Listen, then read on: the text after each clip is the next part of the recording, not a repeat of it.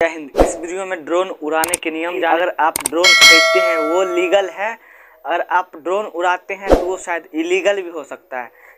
सो आप इस वीडियो को देख लिए और आपको पता लग जाएगा कि कहाँ पर हमें ड्रोन उड़ाना है और कहाँ पे हमें ड्रोन नहीं उड़ाना है।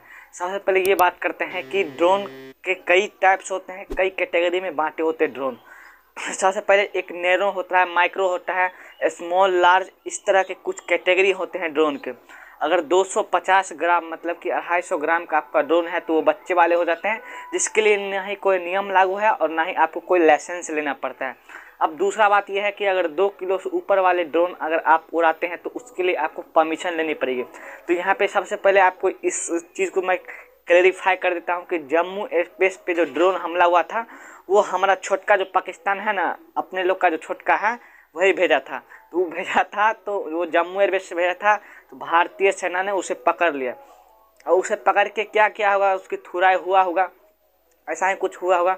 अब यहाँ पे क्या होता होगा कि अगर आप इंडिया में अगर आप देखोगे, कुछ साल पहले देखोगे तो अमेज़न ने ऐसा इंडियन गवर्नमेंट से बोला था कि वो ड्रोन से डिलीवरी करेंगे सामान को, लेकिन गवर्नमेंट ने इसको सिर्फ सीधा सी नामंजूरी दे दी और यहाँ पे ड्रोन से डिलीवरी नहीं हो सकता है। चाहे वो पिज्ज़ा वाले डोमिनोज हो, चाहे वो फ्लिपकार्ट वाले हो, तो वो ड्रोन से डिलीवरी नहीं कर सकते इंडिया में। बात ये होता है कि अगर आप ड्रोन से कोई अच्छी चीज़ को अगर ट्रांसफ़र कर सकते हो तो ये भी हो सकता है कि आप कुछ बुरे चीज़ को भी ट्रांसफ़र कर सकते हो, आप किसी घातक चीज़ को भी डिलीवरी कर सकते हो। ये भी हो सकता है कि अगर पिज्ज़ा की जगह ये भी हो सकता है कि किसी गलत लोगों के द्वारा कुछ बारूद भी डिलीवर किया जा सकता है। तो इसी के कारण इंडिया में ये गवर्नमेंट है कि आप मूविंग व्हीकल पे ड्रोन नहीं उड़ा सकते।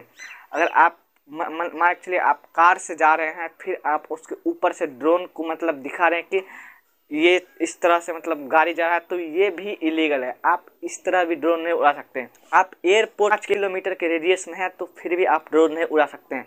आपको एयर चीफ कंट्रोलर से परमिशन लेना पड़ेगा। अगर उसके बाहर भी है तो हो सकता है आपको एयर चीफ कंट्रोलर से परमिशन लेना होगा, क्योंकि अगर आप उस एरिया में हो तो आपको ज़रूर पता होगा। अब दूसरी बात यह है कि अगर आप जहाँ पे रेलवे स्टेशन है उसके अगल बगल में भी आप ड्रोन नहीं उड़ा सकते, ये भी एक बात है। और दूसरी बात यह है कि अगर एयर बेस है जैसे कि जम्मू और कश्मीर में, यहाँ तो ड्रोन उड़ाने की अनुमति किसी को नहीं दी गई है, किसी को परमिशन नहीं है कि वो ड्रोन उड़ा सकते हो। अगर आप एक फोटोग्राफर हो तो आपको पता ही होगा कि अगर आपके पास ड्रोन है तो आपको लाइसेंस लेना ज़रूरी है, क्योंकि अगर आप शादी में भी फोटोग्राफर की एज अ फोटोग्राफर आप ड्रोन को उड़ाते हो, सबसे अच्छा यही होगा कि लाइसेंस ले लो, अच्छा रहेगा। और फोटोग्राफर के तौर पर अगर आप शादी में भी ड्रोन उड़ाते हो तो थाना से 24 घंटे के पहले आपको इन्फॉर्म कर देना होगा कि मैं यहाँ पे इस जगह पे ड्रोन को यूज़ करूँगा। तो आई होप कि आप क्लियरली समझ गए हो कि ड्रोन कहाँ उड़ाना है, कहाँ नहीं उड़ाना है, इसके नियम क्या है। तो आई होप कि आप समझ गए होंगे। और सबसे पहली बात यह है कि छोटका सुधरेगा नहीं, उल्ला जूता का भूत है, इसीलिए। तो चलिए आज के वीडियो में इतना है, तब तक के लिए जय हिंद। मिलते हैं नेक्स्ट वीडियो में, तब तक के लिए जय हिंद, वंदे मातरम।